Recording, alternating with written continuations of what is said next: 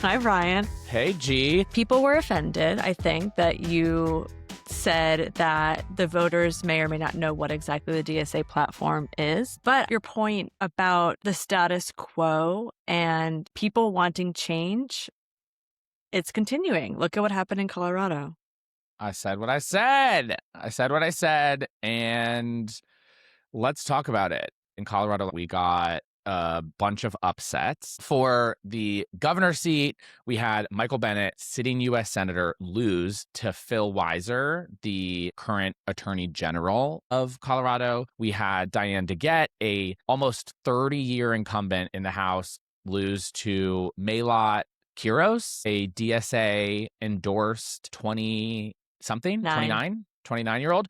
We also had Manny Rutinel in Colorado 8 beat the D-Trip's preferred moderate candidate, Shannon Bird.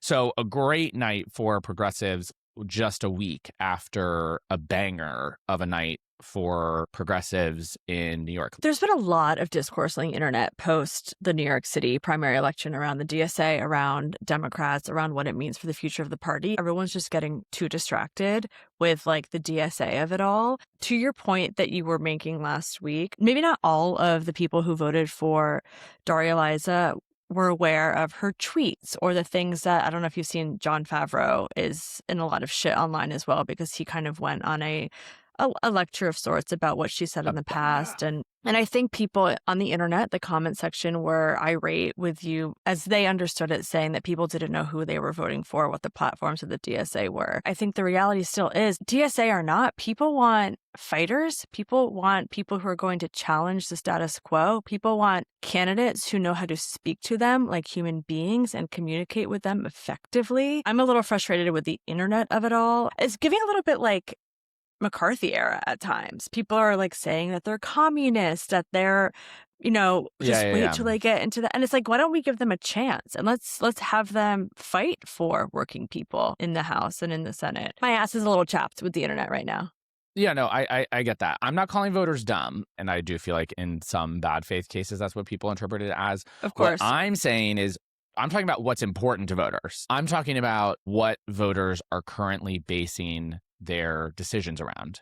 And I don't think that they're basing it on policy platforms of the DSA. I don't think that a DSA stamp of approval of a candidate currently carries weight with voters that they're like, oh yeah, that is the candidate that I want. What I think people are voting for is change. We saw that again in Colorado. Phil Weiser taking on Bennet, I think, is a good example where he wasn't really running to his left. He was running as a more direct and aggressive contrast to Trump, that he sued Trump more than any other AG in the country, and that he's trying to take the fight to Republicans, was a more important narrative in his campaign than I'm going to be more progressive or run the state to the left of how Bennet will do it. I also think that Diana DeGette, who's been in Congress for 1 billion years, isn't moderate. She's what we would call a backbencher. She doesn't make news a lot, which is part of the problem probably.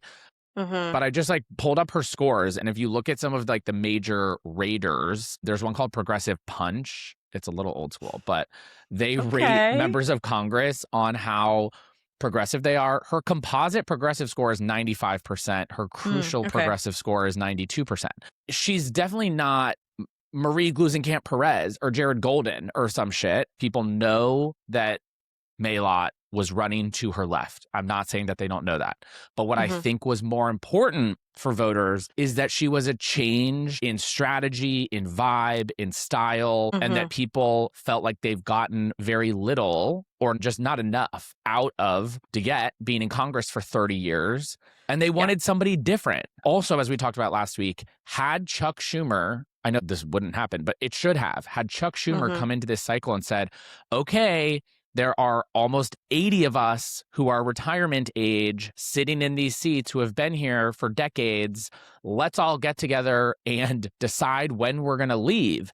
And have they announced a mass changing of the guard of we're going to recruit and support young people to run for these offices?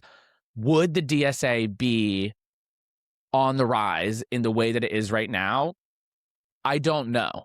I don't know the answer to that. But as it played out, the establishment and newer center-left voices align themselves with billion-year-old incumbents that people had already decided they were voting against. DSA is the remaining choice. Yeah. And these candidates can very clearly communicate, and they are persuading voters that they can and will fight for them. I think the base is exhausted with the fact that Democrats feel and look spineless in the new America that we live in. We also saw last week, to your point on DSA policies, etc., Zohran Mamdani was, in fact, able to freeze the rent for 2 million rent-stable apartments in the city of New York. So they are seeing, the party DSA, they are seeing policy wins as well. I am energized by all of this, and I hope that our tent, which is very large, we've talked about this for the last 3 years, that there's more of us with different points of view on specific things. I would love for us to kind of lock arms and assume best intention and march forward together to fight fascism. I agree. And I think that we should hold our smoke for the right? Like, that's an internet thing, right? No, but let's make it one. No, I think that's a thing. Like blowing the smoke? No, that's a thing. That's a thing. It's I don't get it though. Like you're inhaling. Who do you have smoke for? No, I think it's like a gun reference, right? Who do you have smoke for? Like I don't know. You just shot and the gun is smoking. Maybe. It might I think be it's an internet thing. I think it's an internet thing. Might be a Depression era thing. No, like I've never heard this that. is a Gen Z. This is Gen Z slang, and I'm youthful. No cap.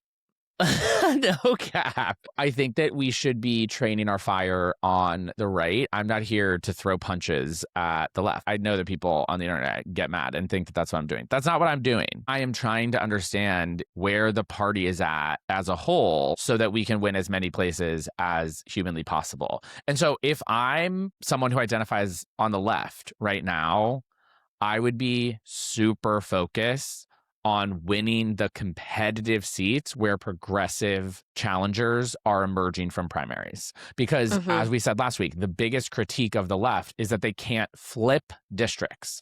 And the data supports that. Sorry, that's just like a fact that of all the districts in the last 6 years that Democrats have flipped, it's been a like leftist in 0 cases. So it's not that it's impossible, but you just have to make it happen. So Randy Vegas, Matt Dunlap, now Manny Rutinel, there are progressives in really hotly contested general elections that need to prove they can win purple districts in order for people to nominate more candidates in that style next cycle. I agree. And I also want to reflect back on a conversation we had 3 or 4 weeks ago about the fact that probably most Americans agree that the system is rigged, it's not working for us, and that progressive values, progressive policies actually do center working people and their best interests, the American people and our economic interests. So again, it comes back to like, can we effectively communicate and organize?